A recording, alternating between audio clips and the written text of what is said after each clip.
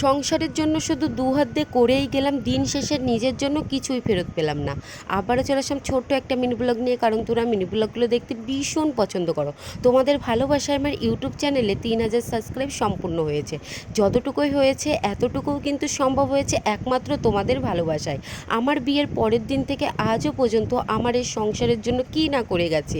বিয়ের আগে আমার এতটা চাপ ছিল না, বিয়ের পরে যতটা চাপের মধ্যে দিয়ে গিয়েছি আর যতটা সেভ করে চলেছি আর কি, যাতে আমার এই অভাবের সংসার একটু দাঁড়িয়ে যায়। এই তো সকাল সকাল সকালের খাবারটাও আমি বানিয়ে নিচ্ছি, যেহেতু আমার হাজব্যান্ডও কিন্তু আবার দোকানে যাবে। যেহেতু ভালোবেসে পরিবারের কারোর কথা না শুনেই বিয়েটা করেছি, তাই কিছু হলেও হুটহাট করে বাপের বাড়িতে কিন্তু আমি জানাতে পারি না, যতই অভাবের মধ্যে দিয়ে দিন যাক না কেন আর যা কিছুই হয়ে যাক না কেন। কারণ নিজের ইচ্ছেতে বিয়ে করেছি, কারণ কথা তো শোনানোর কম তো মানুষ নেই, এটাই আর কি। এই তো সংসারের কাজকর্মগুলো এক এক করে সমস্ত কিছুটাই কিন্তু আমি গুছিয়ে নিচ্ছি।